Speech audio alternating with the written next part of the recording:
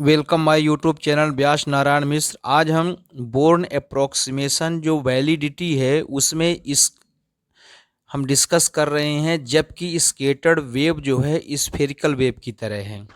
हमने born of approximation validity का एक दूसरा वीडियो भी डिस्कस किया है और उसमें जो है तो स्क्वायर पोटेंशियल वेल में जब वेव स्केटर्ड होता है उस कंडीशन को डिस्कस किया है। यहाँ पर स्केटर्ड वेव को स्फेरिकल वेव की तरह डिस्कस किया गया है।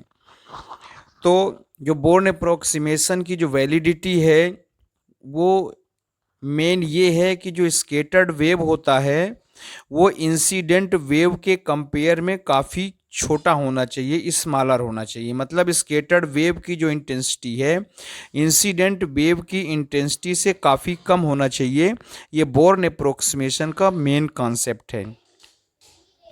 अब यदि इसको मैथमेटिकल फॉर्म देखें तो जो वेव फंक्शन है साई एस सी का मतलब होता है स्केटर्ड वेव। तो स्केटर्ड वेव का जो वेव फंक्शन है वो कम होना चाहिए इंसिडेंट से, तो साई ई इंसिडेंट से कम होगा।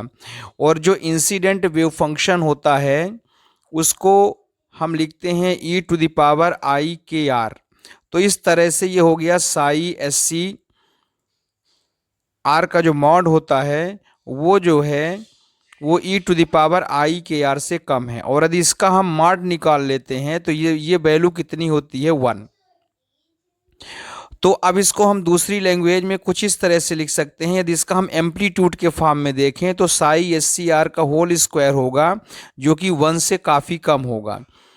ठीक है ना, काफ़ी कम इसलिए क्योंकि साई एस सी मतलब स्केटर्ड वेव की इंटेंसिटी काफ़ी कम होती है। अगर स्क्वायर कर देंगे तो और ज़्यादा कम हो जाएगी। तो जो स्केटर्ड वेव है उसको हम लिख सकते हैं F theta phi e to the power आई के r upon R.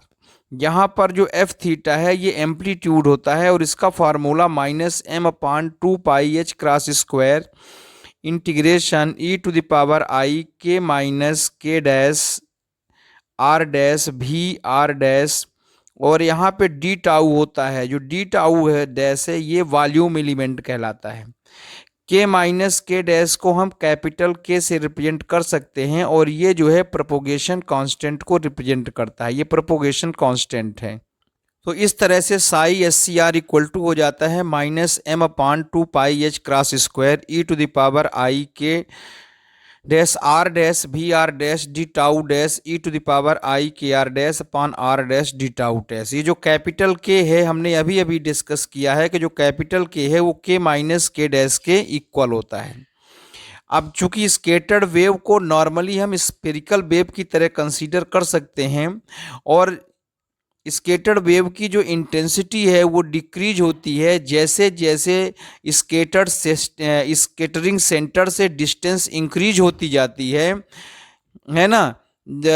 Scattered wave की इंटेंसिटी डिक्रीज होती जाती है। जैसे मान लीजिए कि ये कोई वेव्स है, ये स्केटर्ड हो रहा है और ये स्केटरिंग सेंटर है और ये स्केटर्ड हो गया, तो हम इस पॉइंट में देखेंगे तो स्केटरिंग इंटेंसिटी कम होगी इस पॉइंट की तुलना में, क्योंकि ये पॉइंट इसके पास में है। तो जैसे जैसे डिस्टेंस बढ़ती जाती है, ठीक है, जैसे जैसे डिस्टेंस बढ़ेगी तो स्केटर्ड वेव की जो इंटेंसिटी है वो क्या होती जाएगी, डिक्रीज होती जाएगी। तो इस चीज़ को भी अपने को समझना है। नेक्स्ट दिया है इसमें कि जो स्केटर्ड वेव है उसकी इंटेंसिटी मैक्सिमम कब होगी, तो मैक्सिमम होगी सेंटर पर, और सेंटर को हम लिखते हैं आर इक्वल टू 0। ठीक है ना, तो यहाँ पर हम r इक्वल टू 0 कर देंगे, r इक्वल टू 0 इस पॉइंट पे r इक्वल टू 0 रख देंगे। तो जो ये इक्वेशन है वो कुछ इस तरह से हो जाएगा। अच्छा, यहाँ जो r डैश है, r डैश क्या कहलाता है, ये एक सोर्स पॉइंट की डिस्टेंस कहलाती है। सोर्स पॉइंट की डिस्टेंस मतलब जहाँ पर जिस डिस्टेंस पे हम स्केटरिंग एम्पलीट्यूड कैलकुलेट कर रहे हैं वो सोर्स पॉइंट। तो इस तरह से psi S C 0 equal to हो जाएगा। चूंकि आर इक्वल टू 0 किए हैं, बाकी सेम टू सेम वैल्यू पूरी उसी तरह से होगा। जो डी टाउ डैश है वो क्या है, वॉल्यूम एलिमेंट है। तो इस तरह से बोर्न अप्रोक्सीमेशन की जो कंडीशन की जो वैलिडिटी है उसको हम लिख सकते हैं साई एस सी 0। चूंकि बोर्न अप्रोक्सीमेशन में हम स्कैटरिंग वेव का एम्पलीट्यूड देखते हैं। एम्पलीट्यूड दिखने के कारण इसका हम स्क्वायर लेते हैं, इसीलिए साई एस सी ओ 0 का स्क्वायर यहाँ पे लिया गया है। कैसा लिया गया है? यहाँ पे स्क्वायर लिया गया है, चूंकि यहाँ पे हम एम्पलीट्यूड देखते हैं। तो m/2πh cross square e⁻IkR+KR dash, चूंकि यहाँ पर हम जो डिस्टेंस है तो दो डिस्टेंस, एक डिस्टेंस r डैश है और दूसरा distance r dash plus KR dash. तो दोनों डिस्टेंस में हम देखेंगे कि जो उसकी एम्पलीट्यूड है उसमें बहुत ज़्यादा अंतर नहीं है। VR जो है यहाँ पर क्या है? स्फेरिकल पोटेंशियल है। तो कंडीशन के अकॉर्डिंग ये जो वैल्यू है 1 से काफ़ी कम होगी। VR जो है स्फेरिकली सिमेट्रिक पोटेंशियल है। यहाँ पर जो K है उसको हम एक पोलर एक्सिस की तरह चूज कर सकते हैं। तो अब इस इक्वेशन को हम कुछ इस तरह लिख सकते हैं, ये आपका इक्वेशन हो जाएगा। चूंकि आपको ये एक नोट्स के रूप में प्रोवाइड कराया जा रहा है, तो ये हो जाएगा साई एस सी 0 को whole square m/2πh cross square to 0 से a, ये डिस्टेंस है। मिनिमम डिस्टेंस कितनी है? 0, जो कि सेंटर पर है जहाँ पर इंटेंसिटी मैक्सिमम है। ए कोई वो पॉइंट है जहाँ पर हमें इंटेंसिटी फाइंड करना है।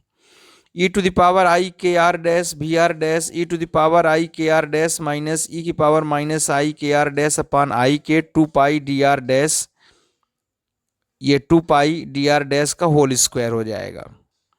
और इसकी वैल्यू कितना है? 1 से काफ़ी कम होनी चाहिए, जैसा कि हम इसके कंडीशन में देखते हैं।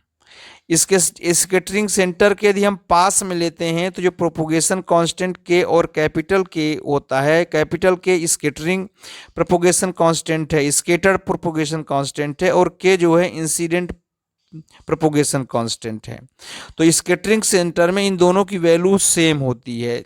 तब इस इक्वेशन को हम इस तरह से लिख सकते हैं, साई एस सी 0 को whole square m/h cross square के का होल स्क्वायर 0 से a e⁻2I KR dash minus 1 VR dash DR dash के मॉड का होल स्क्वायर, और ये भी वैल्यू 1 से कम होगी।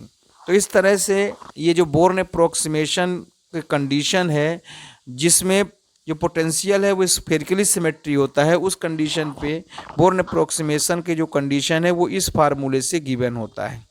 कोई आपको डाउट है तो कमेंट बॉक्स में कमेंट करके पूछ सकते हैं। Thank you very much.